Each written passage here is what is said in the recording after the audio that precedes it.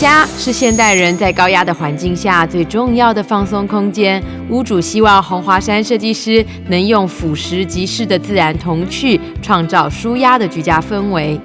哇，洪设计师一早进来这个房子，我心情很愉快耶。对呀，而且看过这么多房子之后，我觉得今天的这个家非常有。可能是屋主啊，他个人想要表达的特色，这个家你就觉得它就是屋主的家，不会跟别人的家有那种影子。对，这个环境真的非常的棒。这个房子，你看它外面就是我们的和平公园，对，它非常的安静。我知道说今天空间的风格，想要给别人心情愉悦的感觉，是跟屋主的工作还有背景有关系，对不对？对对对，因为我们屋主他从事的是传播业。传播业，他的工作压力是大的，你应该也知道。对，而且步调非常的快。对，所以他希望说回到家的时候能够放松清醒心情，所以他当初找我们的时候就特别跟我们要求说他要达到这个目的。那但是他又很喜欢美式风，美式风里面的乡村风。然后再把我们外面的树林的元素再带进来，这样的话我们回到家就会觉得很舒服。我们在设计的时候尤其是你看一下那个地坪的部分，地坪的部分我们这次就特别挑选灰白色的，对对对，然后而且带一点石彩的感觉，对，那让你走在室内的时候，感觉说，我好像就是在森林里面散步的那种感觉。包括我后面的这一个屏风，它是一个树的一个图腾，有没有看到？上面还有4只鸟，对，那还有我们一些壁灯。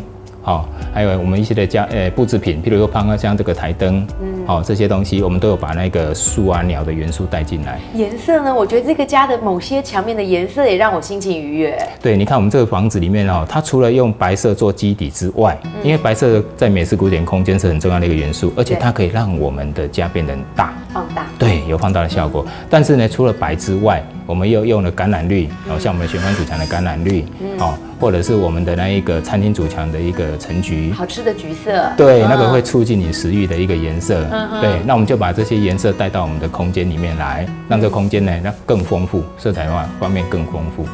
还有一个用的很棒的，我觉得我喜欢的窗帘的芥末黄，对，很大胆，可是用起来感觉是好的。因为这个芥末黄当初我们在跟屋主讨论的时候也是一个发想啦，因为我们想说这个房子它本身是带了很多的绿意进来，对，因为我们举目望去就是一片绿色。所以我们在设计这个空间的时候，我们想说让客厅这边也带一种温暖、很愉悦的感觉，所以我们才把芥末黄的那个窗帘带进来，蛮大胆的。而且我们在用芥末黄的窗帘之后，你会发现我们这边的家具，比如像沙发、茶几这些，我们都用大地色系，对，来跟芥末黄来互相搭配。所以它的户外跟室内可以就是连接起来，对，可以连接起来。OK， 好，我知道这边的格局跟动线，你也花了很多的心思去做一些分配跟大小的安排。对，这个房子它本身是预售屋，对，所以屋主买了这房子之后就有来找我，对，那时候我看过格局之后有帮他做了一点调整，譬如说他的女儿房本来是非常的小，那后来我们就牺牲了一点点餐厅的空间，但是餐厅又不会太小，蛮温馨的，然后把女儿房加大，这是第一个重点。那第二个的话就是我们这个房间的书房跟客厅之间的这道墙，我们就在客变的时候就把它取消掉，因为屋主他希望我们在空间的表现感呢，它有一种穿透感，所以我们把这道墙特别把它取消掉。洪设计师，那屋主搬进来多久了？大概有1个多月咯。听说给了你一通电话，让你觉得再怎么辛苦都值得。对，因为那个有一天我接到一个屋主电话，他很兴奋的打电话给我说，他那种以前那种睡眠不良的那种情形有改善，就说他搬进来之后，就是这个空间带给他的那种放松的感觉，让他睡眠状况改善了很多。而且他们现在全家人每天都很喜欢在下班或者是放学的时候赶快回家。赶快回家。对，而且他又跟我讲有一个很好的状况，就是以前他们每一年春节有没有都会出去旅游，今年他们就取消了。家里这么好，窝在家里就好了，因为家里很舒服啊。对，没错，就窝在家里就好了。今天这个空间的感觉真的很好，因为进来心情愉悦，而且工作的那种 feel 跟氛围都不一样了。那洪设计师，我们就带观众朋友来看看哪些地方设计的是我非常爱的。好。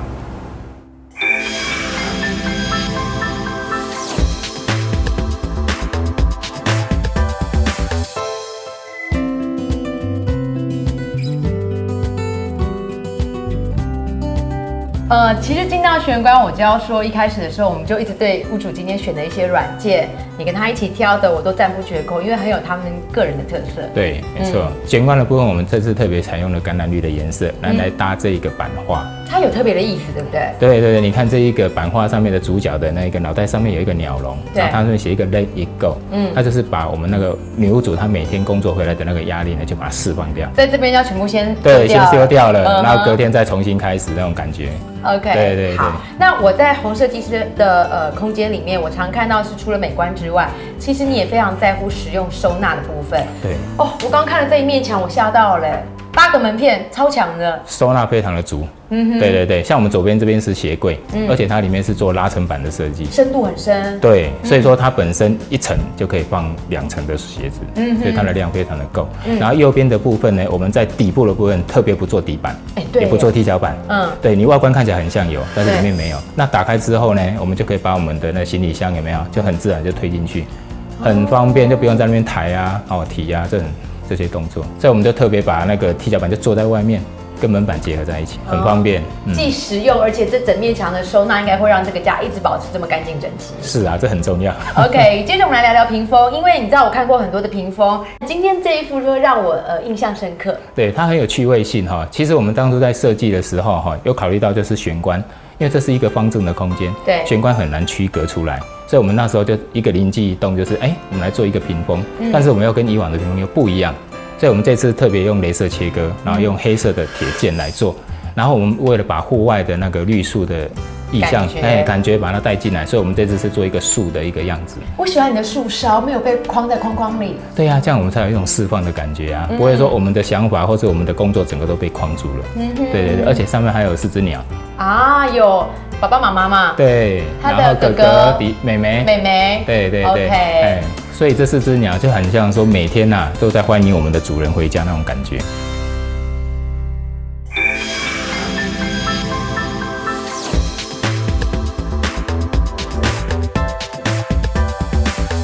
刚才一开始我就提到说，今天这个空间我定调它带一点美式、带点森林系的乡村风。对，所以在电视主墙的部分，你就有把美式的一个精神表现得淋漓尽致。因为我们在美式古典的空间里面最吸引我们视觉的其实就是壁炉，所以我们在这个空间设计的时候，我们就把壁炉的元素带进来，当做我们的那个客厅的主墙来设计。一般我们在做壁炉的时候，你看国外的他们做的壁炉都是独立一个壁炉而已。对对对对，感觉就比较单调。那我们在设计的时候，特别这次呢，让它有一个凹凸的立体，而且两侧我们要做2个收纳柜兼书柜来用，所以我们感觉这个壁炉它的体积就比较大，量体比较大，而且它有一个深浅，那这样的话，我们这个感觉就会比较漂亮。然后它的高度我们特别考虑过，就是依照我们那个音响的尺寸，然后在电视的尺寸之后，把它拉到一个适当的高度，不会太高，也不会太低。那在上面的部分我们有一个平台，对不对？刚好就可以来让屋主摆放他的一些相框啊，或收集的一些展示品啊。像我们左侧的那一只鸟的一个很漂亮的一个树枝，有一只鸟，跟你的这个屏风真的是搭配的，非常的搭。而且就是一般我们如果在美式的古典当中要选壁灯，大部分人都会挑的可能不是很华丽的水晶灯，可能就是会带一点点乡村风。对，但这次的感觉有点宫廷。对，而且我们选了一点像古堡的一种壁灯来做。那这个晚上的时候，只开这2颗壁灯的时候，那种感觉很舒服。对啊，就像以前的古堡啦、宫廷壁灯，就是这样子的一个感受。对对对，就是这样感觉。我喜欢的角落会是屏风下的这个感觉。对啊，你看到这2个木圈椅是不是很好玩？这个木圈椅就是我们画图，然后请家具厂商特别帮屋主定做的。对，而且这个尺寸呢，是我们特别来搭这个屏风设计，所以这个圈椅呢摆在这个屏风下的时候，是不是很像就在树下一层乘凉的感觉？有啊，有在树下，不管是聊天、看书、喝咖啡，这个位置我觉得都很棒。对，都很悠闲这样。对，而且他们家的沙发，老实说，就是我喜欢的美式沙发。美式沙发我们说实在话，它是比较深，对，但是它就有那种感觉，就是你可以把脚盘上来，然后就很慵懒的窝在这边看书，或者是看电视这样那种感觉。OK， 是。所以空间里面的很多细节，不管是家具，或者是软件，或者是一些摆饰品，它都让这个空间呈现是你想要的那一种森林乡村的风格。是的。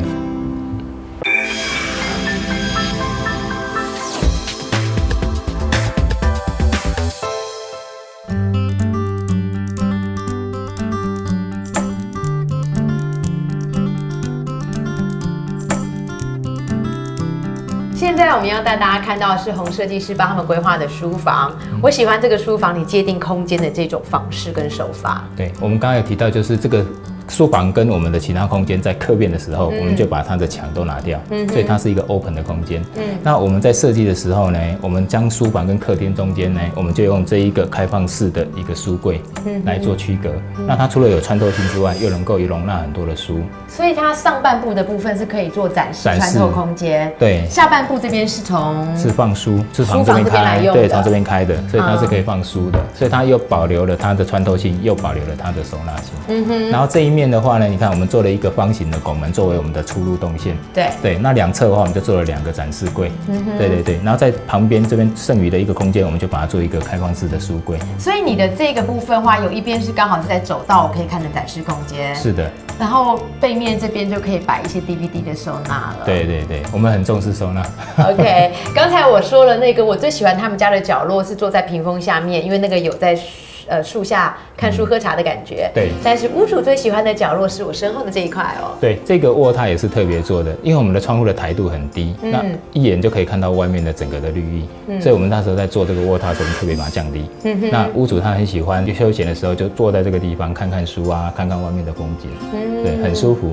那我想问一下说，它的这盏灯怎么可以跟你空间当中的这种花鸟图腾的语汇这么的搭？因为我们那时候在这个地方看书的时候是要有一个就是我们阅读的灯嘛。那我们那时候去找这个灯的时候，特别设定说它是一个吊灯。那我们找了很久，真的寻寻觅觅找了很久，那好不容易看到这一个鸟的图腾跟一个树叶的图腾。树叶好搭哦，因为它空间当中很多的配件软件跟它要呈现的风格，真的就是此起彼落在呼应空间里。是啊。好，那么接下来，因为书房里面我们也看过很多的书桌是比较制式的，今天的这张书桌我觉得挺不赖的。这个书桌其实很好玩哦，我们在挑的时候是特别就是说让它跳脱书桌的一个范畴。那我们特别挑这张是有点类似像书桌兼餐桌的感觉。对，而且这整块都是实木。对，那这个地方呢，特别设这张书桌是让我们有共读，全家的共用书房在这。对，共用书房在这里。那小朋友的房间就不用再有书桌的公用了。我们这一次的设计就特别不设书桌。对，就全部都是在这个地方。OK， 好，我想接着我们带大家来看看你这个让我看了会心情愉悦，然后那个食欲大开的餐厅。好，这个感觉好不像一般日式的餐厅哦。这个角落，我想屋主应该也还蛮喜欢的吧？对，你看这个餐厅哈，我们在这面墙上特别用了橙橘色。好吃。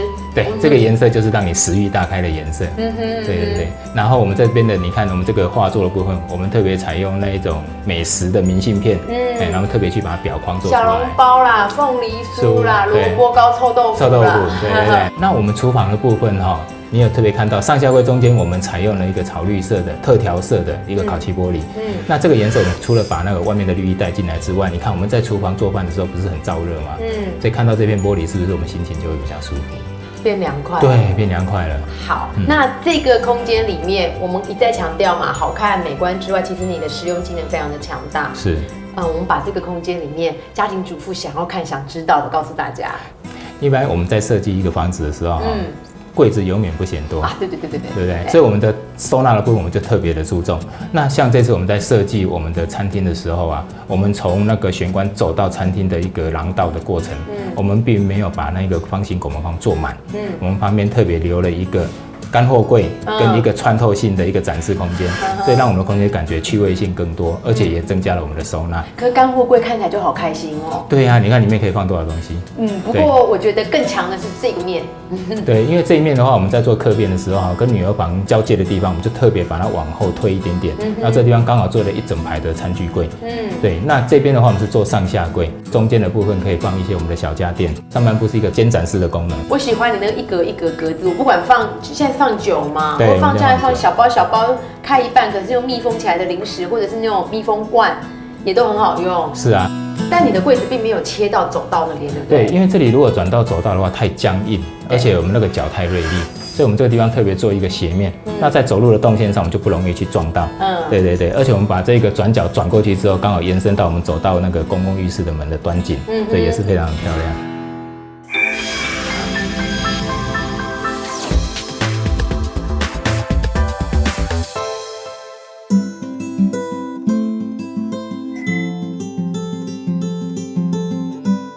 啊，这里是主卧室。对，哎呀，好厉害哦！主卧室的这个所谓的花鸟图腾的风格，那种森林然后乡村的这种 feel，还是有延伸到床头。对对对，我们这次特别挑选了这个树叶跟那个树枝的一个壁纸，对对对，来呼应我们户外的一个绿意。你看，连你的壁灯都是的。对，我们壁灯也是特别去找的。你看它底下有一个树叶，就是把这元素全部都带到了空间里面。其实比较难得也比较少见，就是从公共空间一路延伸到这种比较私领域的部分，都是维持同样的一个语汇。对，我们把它统一起来，把它连贯起来。好，那我们看一下床尾这边，我现在看起来是可能是很干净整齐的墙面，但没那么简单哦。对，我们设计上是对称性的，美式古典的基本要件。但是我们里面呢藏了衣柜、电视柜，对，对，然后再来我们又把主卧浴室的门也藏在里面了。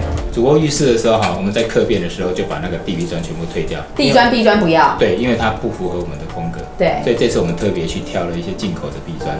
那我们壁砖的部分，我们是用藤编的壁砖，而且我们有搭配一些树枝的一种那种特殊的那个壁砖，很像他在泡澡会看到外面的景。对对，因为我们泡澡的时候，我们窗户开得非常大嘛，所以泡澡的时候可以看到绿意。我们也用那个树叶的那个壁砖来带，这两个就可以连贯在一起。这个家没有一个角落是不放松的角落。是啊，我们把所有的那个放松的元素都放到这个空间的每一个角落里面去。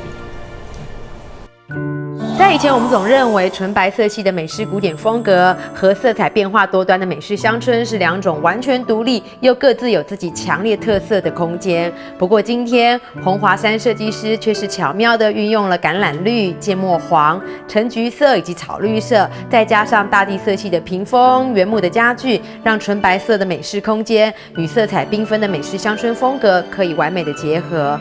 我想，这就创造出了独一无二，而且专属于工作繁忙传播业的女屋主所喜欢的乡村森林系风格。这个风格或许也可以给电视机前面想要有一个完全可以舒压又幸福无限的居家空间屋主做一个很棒的参考哦。